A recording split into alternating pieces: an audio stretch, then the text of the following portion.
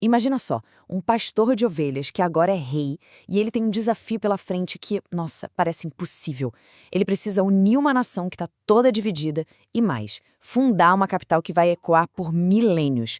Essa é a história de Davi, da fundação de Jerusalém. Vamos mergulhar fundo nisso.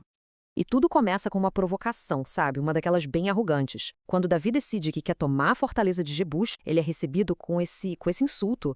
O pessoal de lá estava tão, mas tão confiante nas suas muralhas, que basicamente disseram que até os cegos e aleijados da cidade podiam dar conta do exército inteiro de Davi. Pensa só na audácia. E esse era o primeiro grande teste dele como rei da nação unificada. Mas espera aí, antes de encarar Jebus, Davi tinha que arrumar a casa. A gente está falando de anos de guerra civil, uma divisão tremenda depois da morte do rei Saul. O cenário era complicado. Mas aí, finalmente, todas as tribos de Israel se juntam lá em Hebron. Elas fecham um acordo, uma aliança, e proclamam Davi como rei, não só de uma parte, mas de toda a nação. E essa linha do tempo aqui, ela conta muita coisa. Davi começa a reinar com 30 anos, mas no início era só sobre a tribo de Judá, lá de Hebron. Aí, depois de 7 anos e meio, a coisa muda de figura. Ele consegue unir o país todo e governa por mais 33 anos, só que agora a partir de uma nova capital. E ele vai até os 70 anos. Essa mudança de Hebron para um novo lugar, bom, não foi por acaso, era pura estratégia. Então, essa tal capital nova precisava ser um lugar neutro, sabe? Um território que não fosse de nenhuma tribo específica, para não criar ciúme nem briga. E o alvo era perfeito, a fortaleza de Jebus. Era um território cananeu que ficava espremido bem na fronteira entre as tribos do norte e do sul. Tinha só um pequeno problema. A cidade era tida como impossível de conquistar. E essa imagem aqui ajuda a gente a entender o porquê de tanta confiança dos jebuseus. A cidade ficava no alto de um morro com vales profundos em praticamente todos os lados. Era uma fortaleza natural. As defesas eram tão incríveis que o pessoal de lá tirava sarro de qualquer um que pensasse em atacar. Eles tinham certeza absoluta, ninguém entra aqui. Só que Davi tinha um plano. Em vez de tentar um ataque direto de bater de frente com as muralhas, Davi foi pelo ponto fraco de qualquer cidade, a água. Ele descobriu que existia um túnel subterrâneo, um canal cavado na rocha, que trazia água de fora para dentro da cidade. A estratégia foi ousadíssima. Seus melhores homens se infiltraram por esse canal, escalaram um poço vertical de uns 12 metros e simplesmente apareceram dentro da cidade. Os guardas foram pegos totalmente de surpresa. O plano, claro, funcionou que foi uma beleza. A fortaleza, que era conhecida como Sião, foi conquistada, e Davi logo a rebatizou de Cidade de Davi. Com isso, ele não tinha só uma vitória militar nas mãos, ele tinha um novo coração político e, muito em breve, o coração espiritual do seu reino. Só que, claro, um reino unificado, com uma capital novinha em folha, isso chama atenção.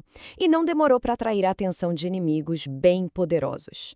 Quando os filisteus, que eram tipo a superpotência da região, ficaram sabendo que Davi agora era rei de todo Israel, eles juntaram um exército inteiro para acabar com essa nova ameaça antes que ela crescesse.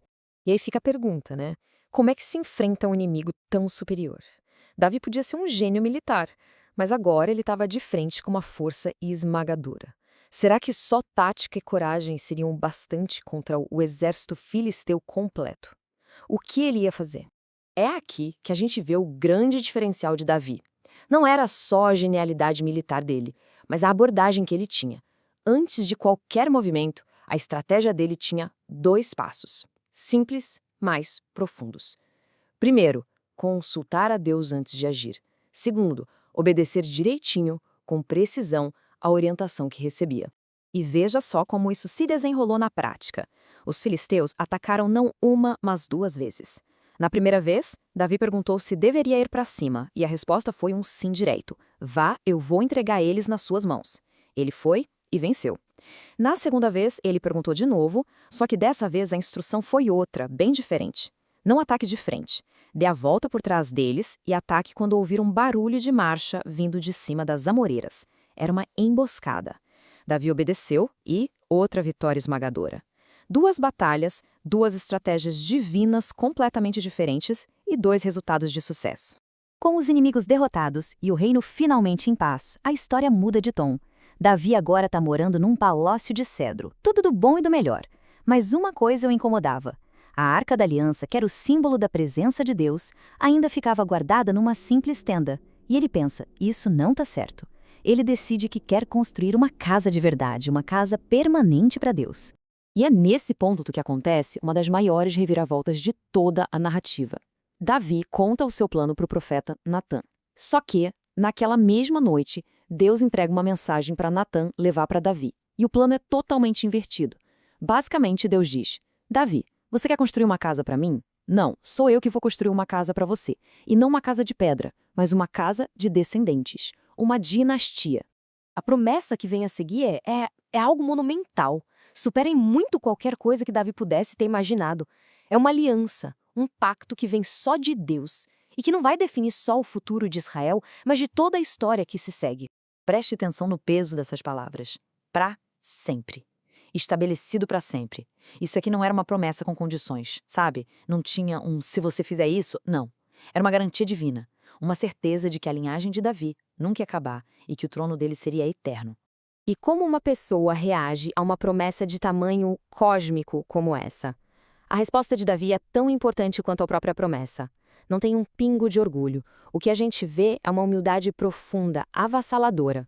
Davi vai até Deus em oração. E a primeira coisa que ele fala é essa pergunta: quem sou eu, soberano Senhor? E o que é a minha família, para que o Senhor tenha me trazido até aqui? O rei poderoso, o cara que conquistou a fortaleza impenetrável, unificador da nação. Ele se vê como nada diante da grandeza de Deus. Ele reconhece que tudo, absolutamente tudo, não veio da força dele, mas da vontade de Deus. É um momento de total entrega e gratidão. Isso que a gente acabou de ver tem um nome, é a Aliança Davídica. E ela é fundamental, porque se torna a espinha dorsal da esperança por um Messias, a promessa de um rei eterno, da linhagem de Davi, que um dia viria para governar para sempre. E isso nos deixa com uma última reflexão.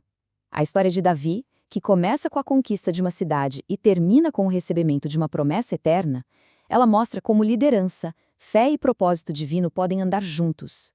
Essa promessa, feita há 3.000 anos, de um trono eterno, ela não só moldou a história de uma nação inteira, mas continua ecoando até hoje, levantando questões sobre o que é um legado, sobre esperança e sobre o que realmente significa para sempre.